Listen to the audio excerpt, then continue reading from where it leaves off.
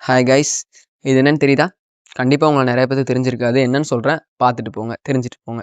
இது வந்துட்டு ஒரு டிரான்ஸ்மிட்டர். கிட்டத்தட்ட இதோட ரேஞ்ச் வந்துட்டு 1100 மீட்டர்ஸ். அதாவது 1 கிலோமீட்டருக்கு இத வச்சு நீங்க ஒரு ப்ராஜெக்ட் செஞ்சீங்கன்னா, உங்களால யூஸ் பண்ண முடியும். 1 கிலோமீட்டர் ரேஞ்சுக்கு. இதோட பேரு NRF-24L01. இது வந்துட்டு ஒரு டிரான்ஸ்மிட்டர்.